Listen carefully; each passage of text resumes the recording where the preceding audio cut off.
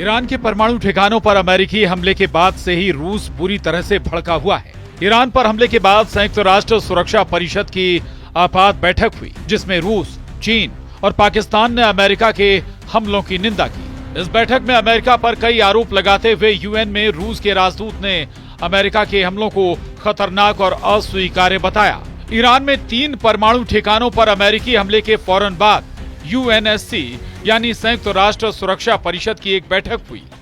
इस बैठक में रूस, चीन और पाकिस्तान समेत कुछ देशों ने अमेरिकी एयर स्ट्राइक की निंदा की, लेकिन ईरान के न्यूक्लियर ठिकानों पर हमले को लेकर रूस ज्यादा गुस्से में दिखा। संयुक्त राष्ट्र में रूस के राजदूत वासिली नेबेंजिया ने अमेरिका के हमले को खतरनाक और अस्वीकार्य बताते हुए उस पर गंभीर आरोप लगाए। उन्होंने कहा कि अमेरिका ने ईरान पर हमला करके पेंडोरा बॉक्स खोल दिया, जिससे कौन सी तबाही और दर्द सामने आएंगे ये कोई नहीं जानता।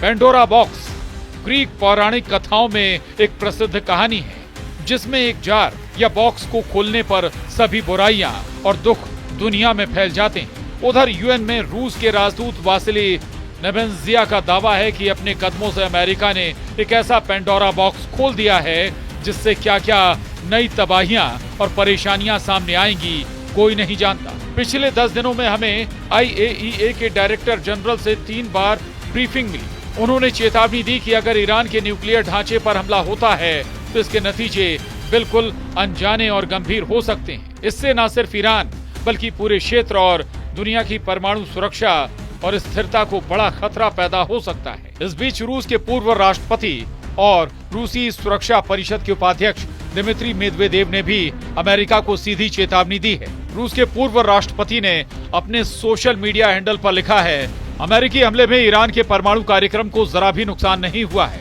और उसका परमाणु कार्यक्रम जारी रहेगा।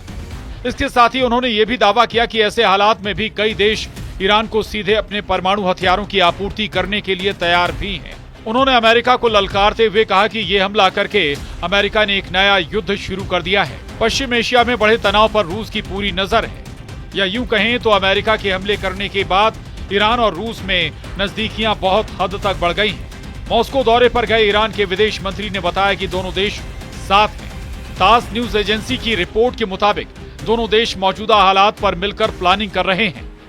ईरान के विदेश मंत्री ने कहा कि ईरान और रूस पश्चिम एशिया की सियासी और जंग जैसी सूरत हाल को संभालने के लिए मिलकर काम कर रहे हैं। मॉस्को में ये बातचीत ऐसे वक्त हो रही है जब पश्चिम एशिया में हालात काफी भयानक हो चुके हैं। इस जंग में हम बड़े देश अपनी पोजीशन को तय करने में जुटे हुए हैं। ऐसे में ईरान और रूस का मिलकर रणनीति बनाना किसी बड़े मोर्चे की तैयारी का इशारा दे सकता है। इस बीच ईरान ने अमेरिका को बहुत बड़ी धमकी दे दी है। ईरान ने अमेरिकी राष्ट्रपति डोनाल्ड ट्रंप को मैसेज भेजकर ये धमकी दी है। ईरान ने चेतावनी देते हुए कहा है कि अगर अमेरिका हमले करता है तो वो अमेरिका में मौजूद अपने स्लीपर सेल को एक्टिव कर देगा, जिससे अमेरिका के अंदर भारी तबाही आ जाएगी। उसके स्लीपर सेल के लोग अमेरिका में सार्वजनिक जगहों पर हमले करने शुरू कर देंगे। ईरान के परमाणु ठिकानों पर बमबारी कर उसे तबाह करने का अमेरिका का दावा भारी पड़ने वाला है। ईरान ने अब अमेरिका पर पलटवार की तैयारी शुरू कर दी है। खबरों के मुताबिक अब ईरान ने अमेरिका को बड़ी धमकी दे दी है। ये धमकी अमेरिका को उसके अंदर ही तबाह कर देने की है। दरअसल ईरान ने चेतावनी दी है कि अगर अमेरिका ने उसके ऊपर हमला किया तो वो अमेरिका के अंदर मौजूद स्लीपर सेल एक्टिव कर देगा और ये लोग अमेरिका के भीतर ही आतंक फैलाएंगे। यानी ईरान की धमकियों के मुताबिक अमेरिका के अंदर ईरान के स्लीपर सेल मौजूद हैं और वो ईरान की सीक्रेट एजेंसियों के इशारे का इंतजार कर रहे हैं। अगर अमेरिका फिर से ईरान पर हमला करता है तो ईरानी स्लीपर सेल के लोग एक्टिव हो जाएंगे, जिसके बाद अमेरिका को ईरान के परमाणु ठिकानों पर हमले की एक बड़ी कीमत चुकानी पड़ सकती है। ईरान के दावे के मुताबिक उसके स्लीपर सेल अमेरिका में मौजूद हैं और वो इशारा पाते ही अमेरिका में तबाही करना शुरू कर देंगे। ईरान के स्लीपर सेल गुप्त रूप से काम करते हैं, जो अमेरिका जैसे दुश्मन देशों में बहुत सालों तक आम नागरिकों की तरह रहते हैं।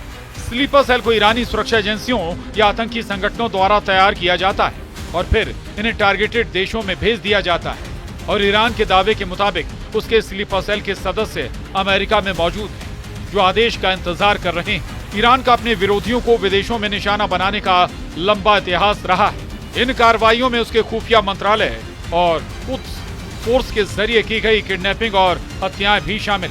अमेरिका और यूरोप में हुई कई घटनाएं ईरान के नेटवर्क की पहुंच की तस्दीक भी कर चुकी हैं। भले ही ईरान की सैन्य ताकत में कमी आई हो, अमेरिका के बॉम्बर उसके परमाणु ठिकानों पर हमले कर चुके हों, लेकिन उसके स्लीपर सेल्स के खतरे आज भी बरकरार हैं, क्योंकि ईरान की ये नीति है कि वो अपने दुश्मनों को अपनी सरहद से बाहर भी प्रॉक्सी ग्रुप्स और साइबर टूल्स के जरिए निशाना बना देता है, ताकि खतरा उसके देश तक पहुंचने से पहले ही खत्म किया जा सके। यूएस बॉर्डर एजेंसी सीबीपी की रिपोर्ट के मुताबिक अमेरिका में ईरानी स्लीपर सेल्स का खतरा अब तक के सबसे हाई लेवल पर है। हालांकि इस वक्त कोई विशेष खतरा सामने नहीं है। सीबीपी की रिपोर्ट के मुताबिक हजारों ईरानी नागरिक गैर कानूनी तरीके से अमेरिका में दाखिल हो चुके हैं और अमेरिकी एजेंसियों को उनकी मौजूदगी की पूरी जानकारी तक नहीं है। इससे पहले अमेरिका ने ईरान की 3 न्यूक्लियर फैसिलिटीज पर अपने बॉम्बरों और क्रूज मिसाइलों से हमला कर उसे उसकी हद में रहने की चेतावनी दी थी। इसीलिए ईरान बौखलाया है, वो बदले की फिराक में है और वो बदला लेने के लिए अब अमेरिका की सरजमीन पर कुछ बड़ा कर सकता है। अब ये जानना बेहद जरूरी है कि ईरान का स्लीपर सेल्स काम कैसे करता है। दरअसल ईरान के स्लीपर सेल के सदस्य आम लोगों की तरह दिखते हैं और उनके बीच रहते हैं। ये छात्र, कार्यकर्ता, मजदूर, व्यापारी या किसी भी सामान्य पेशे में हो सकते हैं।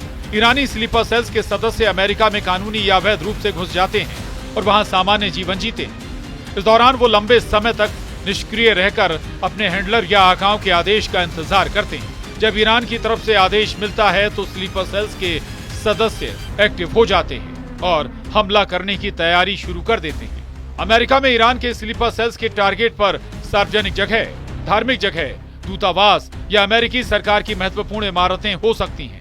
अमेरिका के अंदर मौजूद स्लीपर सेल्स को एक्टिव करने की ईरानी धमकी को अमेरिका हल्के में लेने की भूल न करे, क्योंकि इससे पहले कई बार ईरानी स्लीपर सेल्स के छद्म अपना काम कर चुके हैं। न्यूयॉर्क से लेकर यूरोप और इजराइल तक ईरान के स्लीपर सेल्स के सदस्य कई वारदातों को अंजाम दे चुके हैं।